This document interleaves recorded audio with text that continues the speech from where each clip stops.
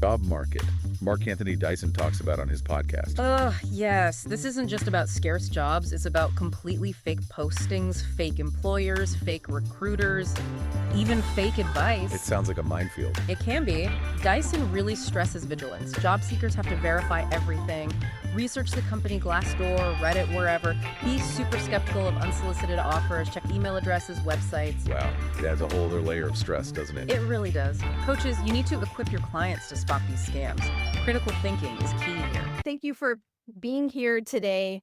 I am beyond excited to have these three experts who spend so much of their time researching and sharing information about job scams. These are the best of the best, and you're going to get so much information today. It's going to be incredible. For starters, we have Mark Anthony Dyson. He does career advice writing, a multimedia creator. He has written and published more than 20 plus publications. He's written over 1,000 articles in careers and job search. Wow. He's been featured in hundreds of blogs, publications, podcasts, and books, including mine. So proud to have him in there.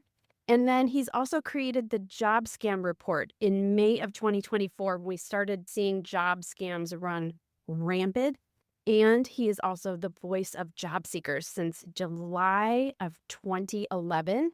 I am going to be putting in Mark and our other panelists' information in the chat regularly so you can find them and their publications. You need to sign up for Mark Anthony Dyson's Substack for sure. Ashley Price Horton. She is the owner of Cyber Career Advancement, GRC Nerds, and Cyber Tribe. She's helped her clients land more than $4 million in real job offers. She's a former software engineer, recruiter, and career services advisor. She knows her stuff. She's passionate about helping as many people as possible make a decent living doing what they love. She's a mom. This is my favorite about Ashley, mom of 3 kids. And as a fun fact, she was a competitive Irish dancer who placed first in her first ever competition. I love that. You can find her at cybercareeradvancement.com. And Jay Jones, owner of the Profiler Protection Service. He has taken down more than 31,000 fake jobs and over 7,000 fake profiles off of LinkedIn due to his diligent research. He's a senior copywriter who was laid off in December of 23. Can you imagine being a copywriter in the world of AI?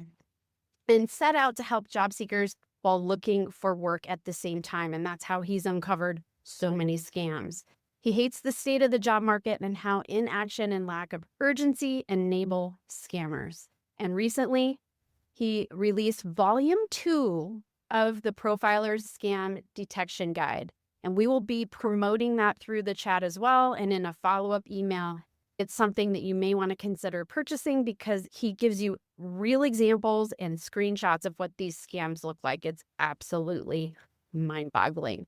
What we're going to do to kick off is my trusty partner, Michael, is going to share with us a few polls because we want our audience to start participating right away. And our panelists want to see what people are grappling with out there. We have a couple polls for you to do. One is, have you ever been approached by a scammer? Yes or no, or I don't know. Any are appropriate. Then we have, and if so, what was the approach? You have multiple choice to pick: email, phone, or text, other. And then, did you report this scam? And if so, what was the outcome? So yes, the scammer was deleted, nothing happened. You're too frustrated and you gave up. Did you block them? Energy drinks count too. Michael, how long do we go for the polling? We've got Now let's end it in 10 seconds. 10 seconds. Vote or hold your peace. We have almost 90% of the people on the line participating. This is awesome. For our panelists, this is the information we have. Have you ever been approached by a scammer? Yes, 77%. If so, what was the approach? What we're seeing is an even split with email, phone and text, and a little bit on LinkedIn right after that. And then we have, did you report the scam? And for the most part, it's no, I just blocked them. And then there's a kind of an even distribution with, yes, the scammer was deleted, nothing happened. and I've been very frustrated by the process. So that gives us a little runway to start with. I'm going to start with my friend Jay Jones with getting us kicked off. And the first thing that we want to talk about, because we need to set the stage for the audience, is what is the psychology behind these job scams? Would you get us started? The psychology behind it starts with you being laid off, and you invest your time, your energy, years, if not decades, to get into the position that you're in, which was my case, being a senior copywriter. And then when you get the news that often it's cold that you're being laid off, a lot of things go through your mind. You wonder about caring for yourself, caring for your family, how things are going to continue to be stable for you. And in that process, the first thing that's hit is not only your income, but it's really your confidence, because you think that it's easier to understand if you were a subpar performer and you get laid off. But if you're doing well, you're excelling, you're raising your hand for more projects, you've had great and glowing reviews, and then suddenly you're told you're laid off, it's a major blow. It's actually the intro of my scam detection guide, how I set the stage, because now you're primed to be scammed because you're in this mindset of feeling devalued, feeling hurt by that whole process. Scammers take advantage of that by coming to you with their different overtures. I call them the recruiting love bombers, because what they do is they'll say you're wonderful. They'll say how amazing you are. They'll say things like, how could someone of your caliber be in this job market for this such a time as this? What you do is take that compliment and you'll feel like, hey, I'm getting a lot of attraction. I'm getting a lot of attention, and I won't be in the job market this long. And that's what they count on. They count on you needing to act fast. And when you act fast by just as simply sending your resume, they'll tell you that it failed the ATS, which is a lie. They'll send out a screenshot and typically say your resume scored 20 points out of 100 for this ATS score. But that's another lie, because the ATS is simply a digital filing cabinet. All it does is hold your resume, and then a real recruiter looks at it. And if you're a great match for the role, then you'll be reached out to. And so those are the initial processes of how they approach you from a psychological standpoint. They play on your fear, your hit to your confidence, and use that to walk you down what I call a scammer pipeline and ultimately fake offers. But we'll get into those things later. That sounds great. So what you're saying is it's easy to become a victim when we start to feel vulnerable or feeling anxious about our job search. And so we want to believe whatever's coming into us. Ooh, somebody is interested in me. So it's really easy to act fast because you want to be the first one applying for said job, but there may not be said job, correct? Yeah, very much, because in the age of AI and auto applying apps, everyone sees when you apply for a role is within an hour, you have hundreds, if not thousands of applicants. And so trying to be fast, but in that speed is how you quickly get conned. Excellent. So what I'd like to do is have our other panelists weigh in on the psychology of job scams, because we have a lot of topics we're going to cover. Ashley, what would you say about the psychology of job scams and how people can be more aware about not becoming a victim? Yeah, what I'll say is always research an opportunity. When one comes across you, don't get so blindsided by emotion. You have to tell yourself, okay, I'm getting really excited about this. Let me stop and let me do some due diligence. Even for myself, the other day, I was looking at a role that I had worked with many years ago. And I was, oh, they're currently hiring, right? But then in my excitement to share this with my network, I said, let me take a step back and let me do some research and identify that wasn't the same company. That company had put the words USA at the ending of their website. And so it was a completely different company. And so I say that to say your emotions can sometimes play tricks on you. You have to be willing to take a step back and be objective in your research all the time, every single time. Every single time. Mark, what would you say about the psychology of job scams? What have you noticed? You've been writing about this for so long. Yes, and I think the mindset begins before you even decide job search. If you are not spraying and praying, but you're being intentional about applying jobs that fit your role. In fact, you even can look at different industries to see what skills fit your roles, and you can apply to those industries. That way you have a lot more options. People often do the opposite. They're applying to anything. In some cases, they don't have an industry per se, so they're applying to everything. More than likely, if you apply to 100 jobs, there's going to be some that are fake or ghost or both in some instances. It's important for people to have the mindset that say you're going to be intentional, you're going to be purposeful, you've researched the salary for state, region, you've done all that homework. So when you do get something that you can recognize it right away, that's not even realistic. In most cases, it is. But if you're in the mindset that you have a scarcity mindset, you're trying to apply to everything, you're spraying and praying, you look for the next opportunity because you have the layoff PTSD, you have unemployment fatigue, you're drawn and you're running on empty, you're likely to fall for one of these. But if you set your mind straight at the beginning and just become purposeful, and it helps to even connect with job clubs, online groups like this, and other places where you can get the feedback and get the encouragement, then you'll be less likely, not completely scam free, but you can be better set off because you have done the work beforehand. Thank you. Thank you. I have a question for Ashley. I'm wondering, because I think a lot of people are going to want to know this right out off the bat. And I know you spend a lot of time with your job seeking clients on this. How do you validate a job opening? Great question. I actually have started to encourage people to move away from job boards, LinkedIn, move away from job boards, Indeed, and instead go straight to the sources. Go straight to your JP Morgan's job board. Go straight to your Microsoft job board. Go straight to the company's job board that's actually hiring and look through theirs. And I even have a list. I created a list. It has 500 companies. It has their career websites. I'm going to be posting it on the website later this week for everybody else. But I like to go straight to the source. So if you are taking the approach of going on Indeed or you're taking the approach of going on LinkedIn, before you click on any link, because sometimes those click this button will take you to some really dangerous websites.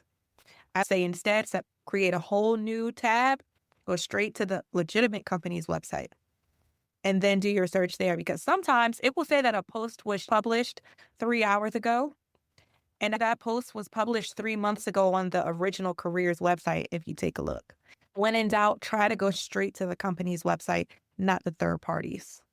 There's going to be a lot of people here listening that may also be talking with recruiters that are not in-house. So that could be executive search consultants who have legit openings and they're not able to reveal upfront who the company is. We've discussed in the past those reasons. They need to be anonymous because maybe somebody's being let go, or they don't want their customers to know that a senior level person is leaving that role. There's a lot of reasons why an executive search firm or another search firm may not be able to initially say what company it is, to where the applicant cannot apply directly. You've got to go through the search firm. Do any of you have some advice? Okay, Ashley, we'll go right back to you. What is your advice in this case? So I've been a person who was hired through a third party firm, so I can speak very well to that.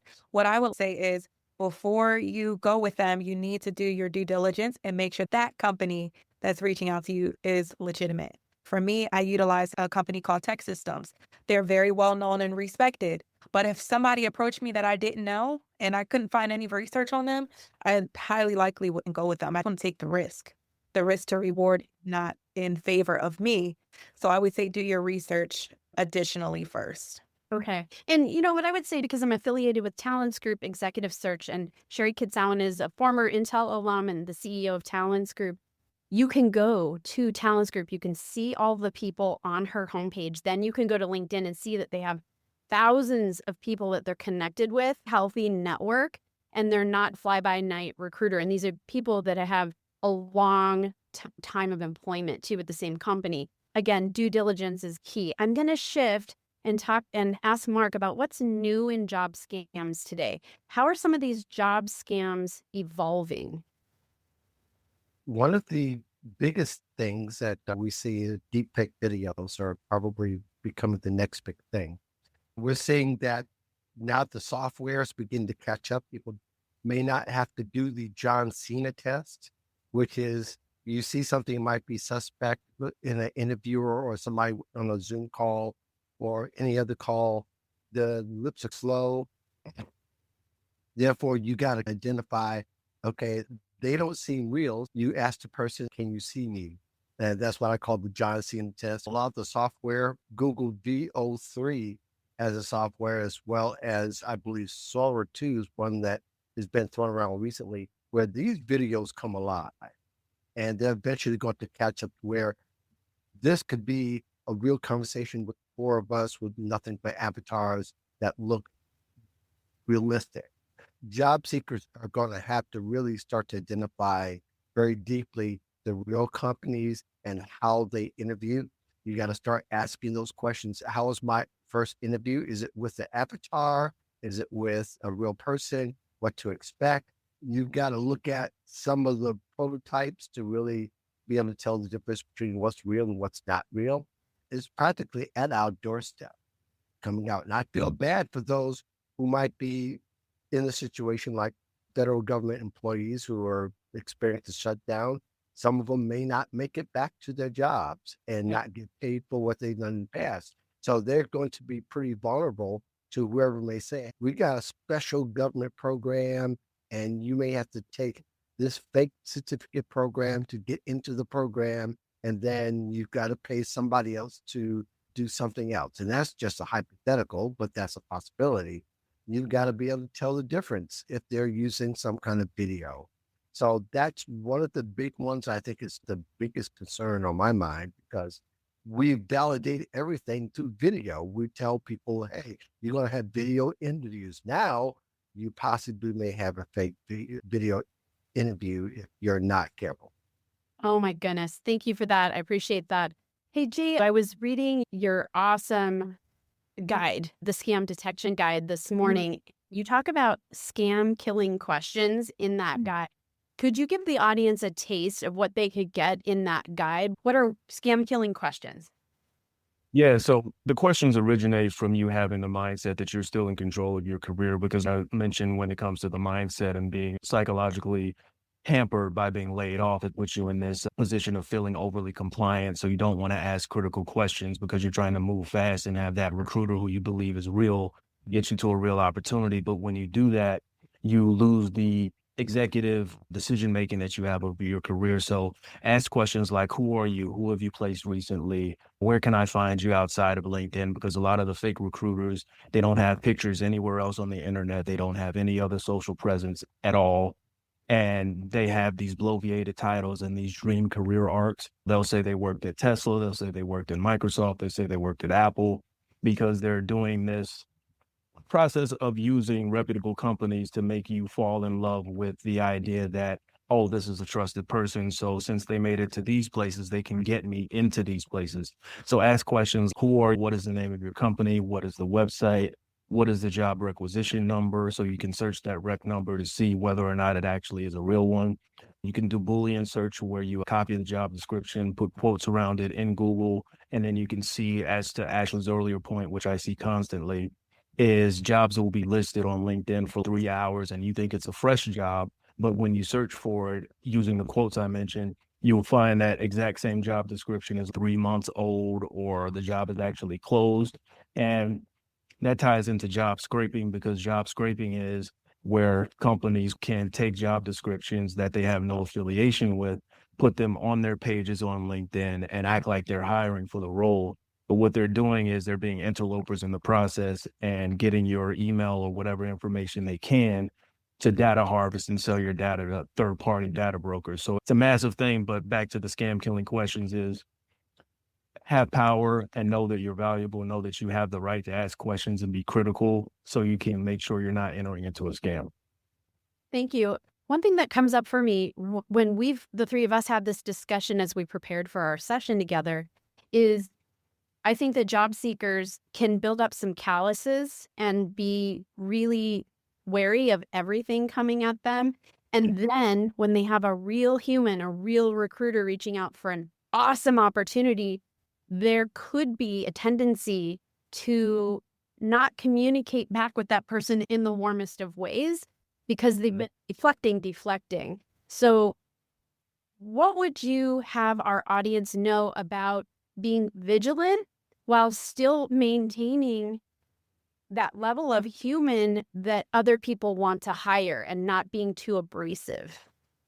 Yeah, that's why I say stay vigilant, because there's a difference between being vigilant and paranoid. Paranoid is you think everybody's out to get you, and vigilant is scammers are out to get you. So when you have that ability to compartmentalize and this is the other thing I say, real recruiters know what is going on in the job market. They know how hard it is, because scammers make their jobs much more difficult because they hamper the job process. They apply as other people. They steal jobs. They steal their titles, content from their profiles. And so when you're approaching them respectfully, say, hey, I'm very leery about scams, so can you just answer these few questions for me? I'm sure they'll be more amenable to that because they know that you're doing your due diligence and you're making their job easier at the same time. Thank you for those who are tuning in, listening to the whole thing, and you want to go back to what Jay just said. It's at minute 23. I think it's really important to keep that balance of vigilance and the warmth that we need to be the hireable candidate that people want to hire. I'm going to shift a little bit. Actually, what would you say about identifying fake profiles? And I know all of the panelists have tips on this, so I'm going to start with you and work my way through. Okay, there are a few things that you can do to identify fake profiles because they are rampant, especially on LinkedIn. Number one, never are you going to see a recruiter repost that you are open to work and say kindly, if that's their favorite word, right? Kindly send me a message or kindly reach out to me as I think I have the perfect opportunity for you. That's the classic sign. And you can find that by going to that profile's comment section under their posts. Another thing, they'll usually have very little contacts. Sometimes they have a lot. But what they'll tend to do is create a hyperlink that says 500 plus LinkedIn connections to make you think that they have 500 plus connections when really you click that link and you're going to somewhere fraudulent. Other things is they will steal profile pictures of actual reputable individuals. I have seen on Jay's profile, people steal pictures of Obama and Joe Biden, Kamala Harris. Yeah. James Bond, Daniel Craig. Yeah, James Bond, Daniel Craig, Batman, Iron Man, Tony Stark. It's a mess. Even people that aren't well known, they will still try to take their pictures. I identified a gentleman who was a vice president of a real estate organization, and somebody had taken their profile or tried to comment under my post, and I had to expose it and let that individual know. So do your due diligence, but these are just a few warning signs. Jay and Mark will share a lot more, I'm sure. I'm going to run through the panel. I will say I've had my own profile identity stolen and impersonated on Blue Sky, and I didn't know until one of my coaching colleagues got an outbound message that didn't sound like Gina Riley. So it can happen on all these different platforms, and it can happen to those who are doing coaching, career advisement, and resume development as well. It is happening every single day. In fact, some of my friends have hired Jay to be that guide on the side and looking for these nefarious actors. Be aware that it's happening even to an everyday coach is trying to help people like you in the audience. Jay, what would you say about looking at and identifying fake profiles?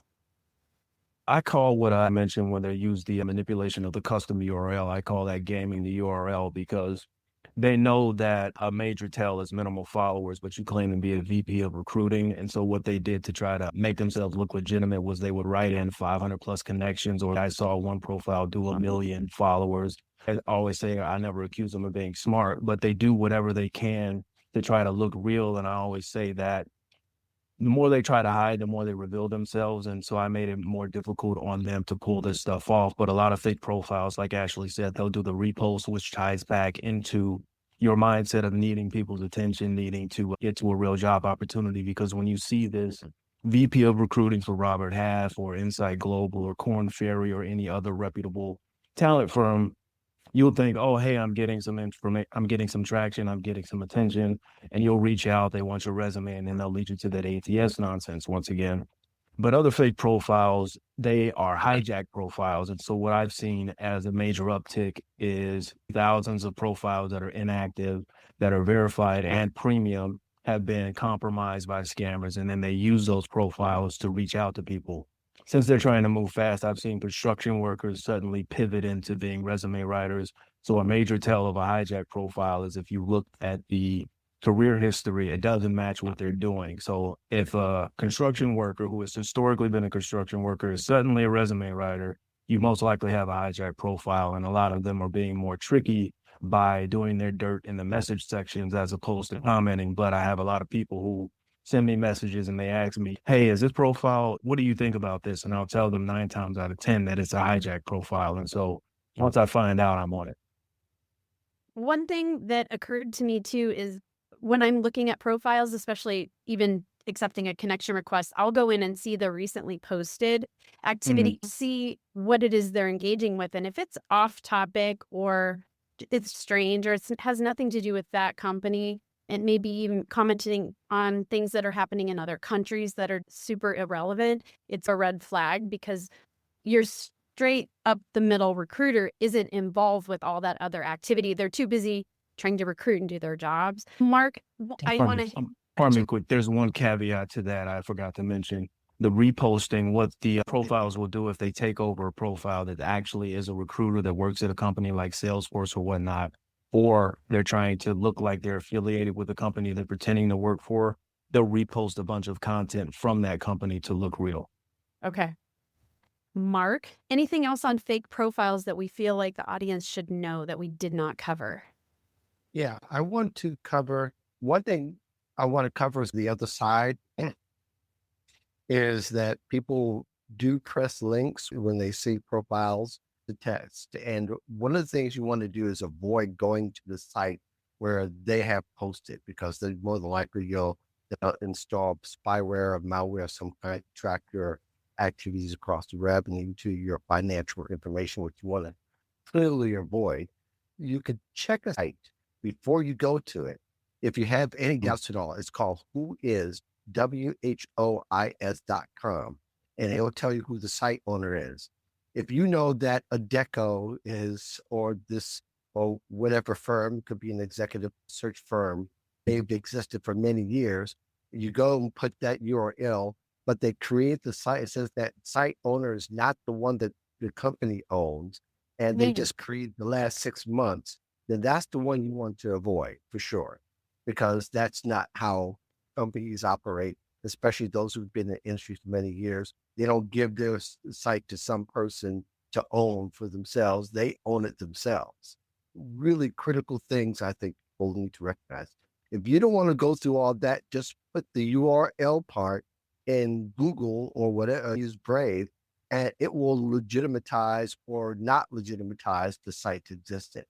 If it says it doesn't exist, if they can't find it, then you need to avoid that for sure. I think people need to get in behavior of noticing that a lot of times the URLs are fake, and they'll say it's the same thing that everybody sees. Everybody knows that if a recruiter says he has a Gmail, Yahoo, or Outlook account, that's not somebody that's going to want to be involved with.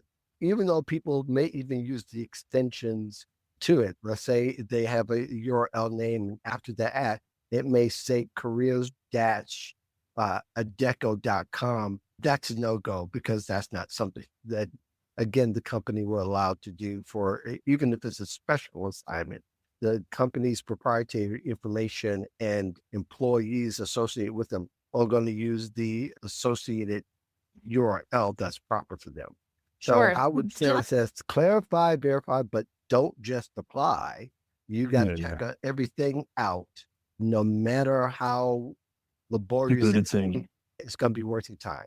All right, I'm going to cut in here with 2 things. One person put in the chat about how recruiters will block the ability to see their connections. This is something that I have done as a recruiter, and that is a standard practice. There are people that want to go into the connections and then candidates or see who they're connected to. And so I would say that is not unusual, and don't allow that to be your only discernment point, because I've got mine blocked as well for, I think, really good reasons. I'm also protecting the people in my network so that people aren't reaching out to them through me for that reason.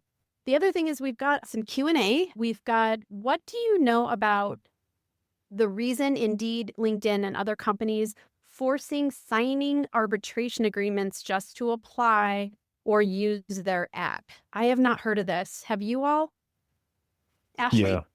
In the terms of conditions, usually what people don't realize is when you go onto these companies' websites and you're utilizing their services, you are typically bound by their terms of conditions.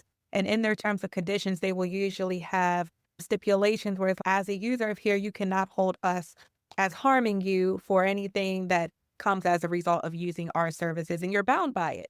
And so it's to protect them more so than you. It's really to protect you. So when they have fake jobs listed on their job board and you apply to it and you become a victim, they don't want to be held liable for that, which is why they have that in their clause. If you agree with it, don't use the website because now you're bound by it. I have another thing in the Q&A. It's not a Q. It's WHOLS, WHOLS, can be your friend for checking URLs. Have you heard of that as a way to check URLs? One of them, there's about 20 of them I listed on the job scam report as a post. I'll have to find it and I can send it along. But there's 20 of them where you can check the sites in the different nuances. There's one where you can check like who is a great word. Thank you. Oh, Mark. got it. There's about 20 and I didn't memorize all 20. It's just a typo. Mark, if you give that to me, we will include that when we put our YouTube I link. can put it, I'll put it in the chat. How about that? And I love that. Thank you so much. Thank you, Theodore. Yeah. Sorry, I just read it as it was. And then another question came through. Should we re-verify our existing connections? I have my own feeling about it. What do you think, Jay? It's an arduous task if you have a lot of connections, but I would say yes. And the reason is because it's one of the services that I offer to people if they want to work with me is vetting their connections, because what these foreign scammers or stateside scammers, predominantly foreign ones, they send out these connection requests and they know that most people don't diligently ask, why are you connecting with me? Because it's an awkward conversation. If someone is reaching out and they're, why did you connect with me? Because you don't want to be that guy or that woman to be difficult in accepting a request.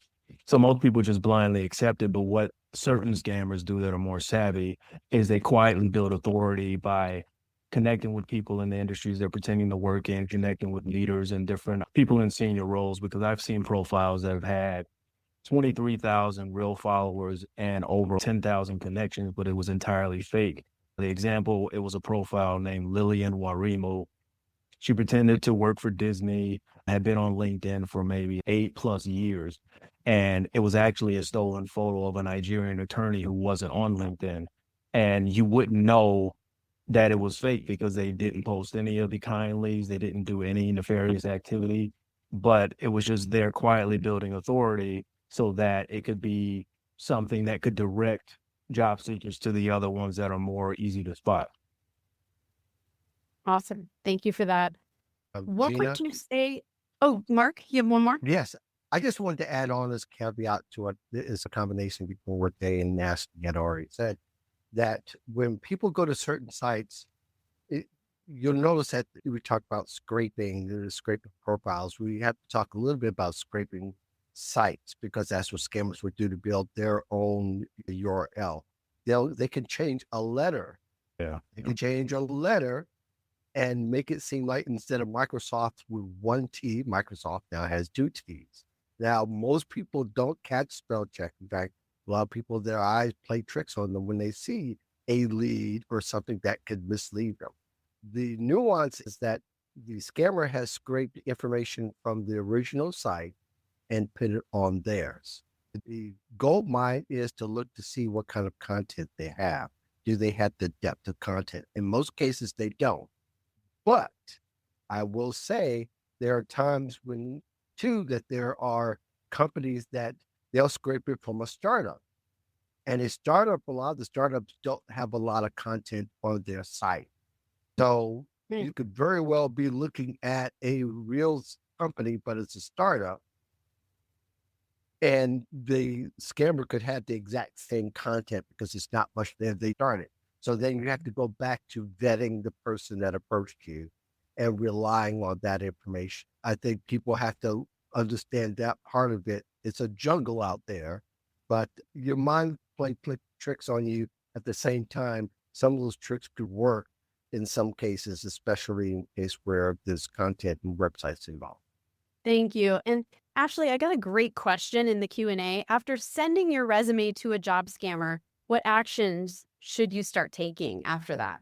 Yeah, great question, because this happened to me. Even me in cybersecurity a few years ago, I realized that I had submitted a lot of information to a scammer after having created a profile on Fiverr to sell services. I got scammed. So here's the steps that I took, and here's the steps that I would recommend you take. If you don't already, make sure that you have your credit bureau accounts locked. Everything should be locked. And if you're saying, but how am I going to get a credit card and stuff? Unlock it a couple of hours before you apply and then lock it right back. Don't keep the door open. The next thing is immediately notify anybody who you might have put down as a reference on that document that you submitted. Because sometimes scammers don't just want you. They want your references. They want your former managers. They want the downline. So make them aware that, hey, if somebody contacts you about me, don't share any information right now until I give you additional information. So make sure that you're protecting them. The next thing is be mindful of the emails, messages, and calls that you will be receiving moving forward. A lot of times they are to trick you, not to give you an opportunity. So be vigilant. Don't be blinded. Don't click on any extra links. Block that person if you can, if you find their information, and report them as well. Another thing I'd like to add to that too, I always encourage people to never share their resume publicly. That used to be the thing to do, but when you have it public facing, I always cringe when I see people post their full resume, their email, phone number, all that. And you're giving your information freely to people who will abuse it. And so I want people to look at their resumes like credit card applications, because with your resume, all scammers have to do is cross-reference that with sites whitepages.com. And I've gone so deep in research, I can find people's information on Zillow. You can find people's addresses. You can find people's relatives and things like that to break down how they can actually make these connections, because with your resume, they can cross-reference you to white pages. And if you look at it, it's a credit card application. They can place you through different phases of your life and then complete that application. And so the last part is somehow getting your social security number and whatnot. And that's where the fake job offers come in, because they'll do the flattery. They'll get you in the pipeline. They'll say you're wonderful. And then you get approved for this job offer. You're ready to start. And here comes the background check. And obviously with the background check, you need your driver's license and your social security number. And if you think that it's legitimate, you'll give it. And then by that time, you're ruined potentially. What would you say about the information that's actually on your LinkedIn profile? Because the LinkedIn profile and all those key words, the richness for searchability needs to be there, or else it's very hard to populate into those recruiter searches. So how do you strike a balance? The balance is not sharing the personal information, not sharing your phone number, not sharing your email publicly, like your job career history. Yes, you have to add that. It comes to sharing the resume itself and your personal information, only share that with somebody that you trust after you've done the due diligence and vetted them. Like, this is a recruiter, they work at this real place, and they're really actually giving you an opportunity, but the onus does rest with you to verify them. That sounds great. Thank you. Back to the Q&A. A quick one for you, Mark. Someone who probably was laid off from Intel, they're in between jobs, and the 150 simplified ways to outsmart job scams is asking for a work email and a company address. So do you have a recommendation on how they fill that out so they can get that report? Yeah, I think people shouldn't use their work email address to apply to jobs in any particular case. They just put a Gmail address is usually better. Okay. Into the email. Sounds if that's good. what they're asking. And for folks who are listening in and you've got access to the chat, I'm putting every so often all three of the panelists' contact information and some of the things that you can be downloading. And I know Jay, we'll talk about it in a few minutes. He's got a discount through tomorrow on his scam detection guide. So I have another question. How many times does a LinkedIn account need to be reported in order for LinkedIn to take action? It varies. For me, I'm an active scam deterrent. So when the scammers know that I'm on them, they'll ban the profile and delete it and move on to another one. When it comes to the hijack profile, there's an extensive reporting process where I have to get the URL, the first and last name of the person. I have to detail in the case I make to LinkedIn why this profile is hijacked. I'll lay it out. Hey, they're doing this and this. This is the real person they're impersonating, and then issue that report. And then within a day, or if not that same day, the profile is removed. But the reason is, I think that there's a way that these scammers can monitor when they get a report against the profile that they've taken over, and they'll abandon it. I've seen profiles. There was most recently this guy, Jeffrey McDougal, who was targeting women using Adobe's good name and selling resume writing services. He'd take people's money and then block them. And there were reports, I'm sure, in the hundreds, if not thousands, gets the profile. Adobe was notified, LinkedIn was notified back in July when I reported it. And it wasn't taken down until about 2 days ago after I made a case about it as well. So there is no set number of how many reports it takes to take it down. It's constant pressure to the point where the scammer abandons the profile or LinkedIn sees the noise and is forced to act because largely they're operating business as usual. Okay. Thank you for that. I've got another question. I need the person to maybe clarify. It asks for company information also and the phone number of the workplace. If this person, if Kamala, if you could like maybe put your question more fully in there, I'll try to get it in. We have 9 minutes before we're going to converge and have Howard take over. I just want to let the audience know that. On Monday, I was impersonated with a certain fake Gmail account. Is there an email I can report to? Oh, through Unfortunately, I don't think there's any way to. You can create as many Gmail accounts as you want to. So there isn't necessarily a way to do it. You can use filters to make sure that they don't send you anything else from that Gmail address again. But many times they pile on in creating hundreds of Gmails. And yes, it is possible. So therefore, they can just go through the list to use to scam certain types of people. Once you get caught there, there's no way, but definitely if the Gmail seems strange at first, don't engage. Okay, thank you. And Mark, we'll provide some clarity because we have very little time together. We won't sort it out live, the how to download your outsmarting job scams, because it seems to be some kind of a challenge. Is it possible to follow a scammer? And if yes, what should you look for? Jay? Yeah, because this is the other kind of scam is where people are engaging in content theft on LinkedIn to look like thought leaders. And what they're doing is they'll take content from other people that are either known like larger voices, and they'll take content from months, if not years ago, and then use it like it's their original thoughts. And then from there, you're following them thinking that they're a thought leader, thinking that they're an expert in their industry. And then what they do is they use this following and this supposed thought leadership to sell courses, to sell seats for live events that they're hosting, but they're building it all on the back of somebody else's thought leadership. And so I've seen that many times where they'll steal content talking about motivational quotes. You can get it. This is your opportunities coming, your interviews coming, stuff like that. And it's the kind of stuff that the algorithm loves, but there is also a part that involves pods where people get into these engagement agreements secretly, where they all agree to team up and comment on posts, and then they make arrangements with people overseas to be a part of bot farms and things like that to artificially boost the engagement. And so you think you're following somebody that's a legitimate thought leader, but they're using all of these multiple ways to deceive you to get your money. Absolutely. Thank you for that. And one of those telltales that I look for is the repeated, way to go, Steve, great post. Yeah. What I want to do is take the last question that's in the Q&A, and then I want to give each of you 2 minutes to give your final say here. So what's the general thought about recruiters residing in India that have more than 500 connections? I've been getting a lot of requests for contract jobs at tech companies, and I think this is super common. What would you say to that? Who wants to take it? Ashley? Yeah, I'll take it. I say, I don't care where you are calling from. I'm going to go through the same process with you. I have landed a legitimate job opportunity as a contractor from a recruiter that contacted me from India. And I did my due diligence to verify them. I contacted the main company. I identified whether or not they were actually employed or a partner with that company to do this recruiting. And I like to research, and I don't assume that because they say they're with a company that they either are or they're not. I need evidence. Always get your evidence. Excellent. Thank you so much. I'm going to kick this over to Howard in 5 minutes, and I'd like to just do a round robin, let everyone speak for just another 90 seconds or so.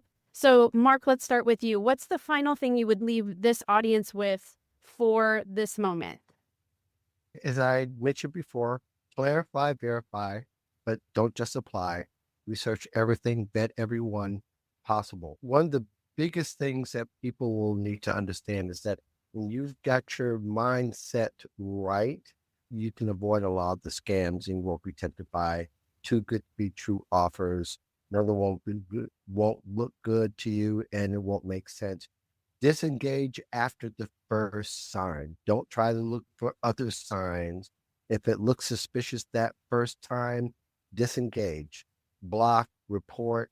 And even though reporting doesn't always end up to where it is, it does end up in it does give more ammo for LinkedIn and any platform to see that there are patterns, and they do follow patterns because they're using bots that follow patterns.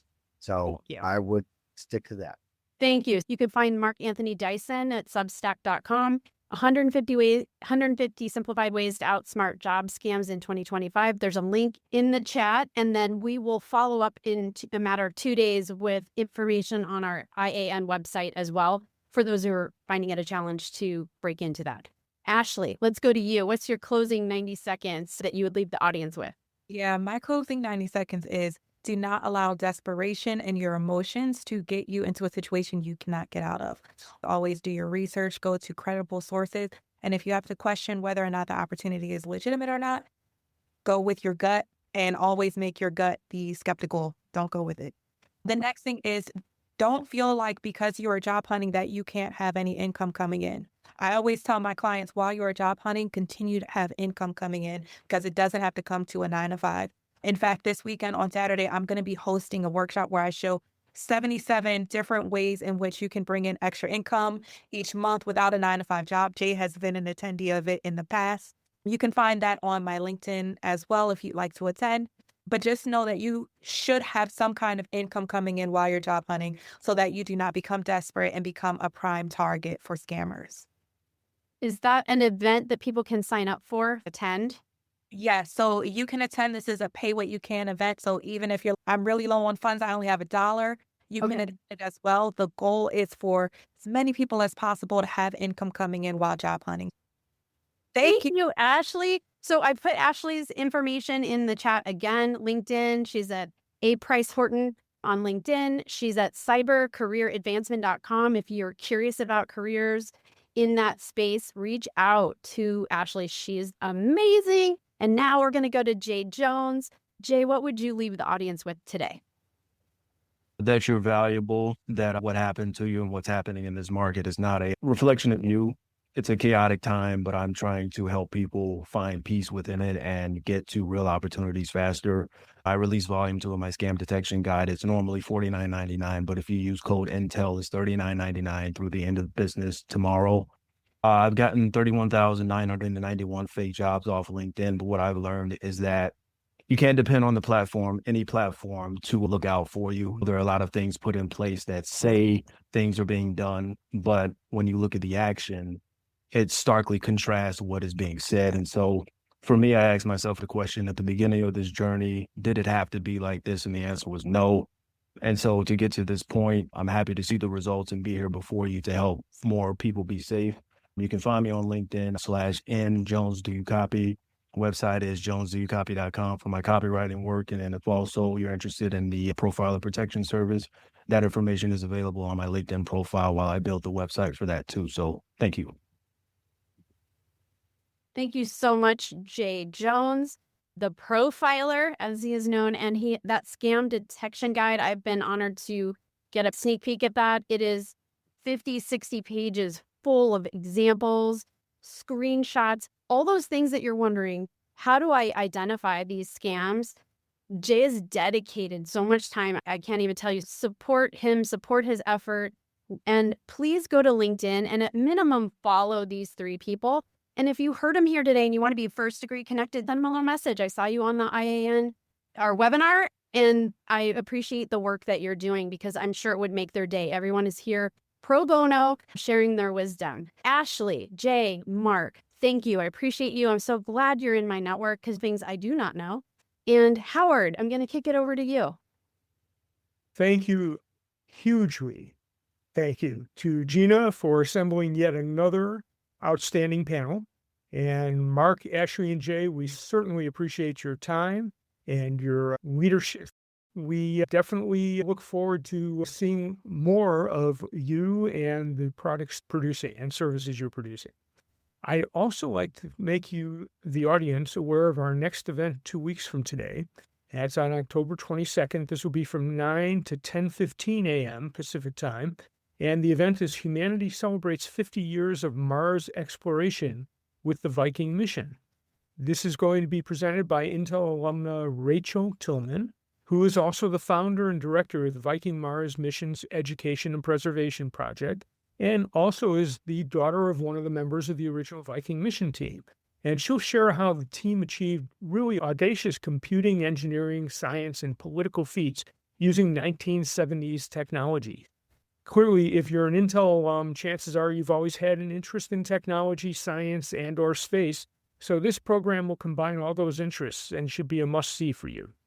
For those of you who would like to review any of the great content from today, the recording of this session will be available later this week on the intelalumni.org/events page for you to review, along with all of the other Path to Next events sessions and our other sessions as well. When you visit our website, you'll also notice a contribute link at the far right on the top menu bar. If you value the programming like this Path to Next series, the upcoming Viking program, and our other thought leadership events, as well as many new programs that are in the works now for the balance of the year and early next year, that we are continuing to provide at no cost to our members, we respectfully ask that you consider making a non-tax deductible contribution to the Intel Alumni Network to enable us to continue delivering this programming that you value. So to both our attendees and our panelists, thank you once again for your participation and engagement today. Have a great week, and we'll look forward to seeing you at our next event.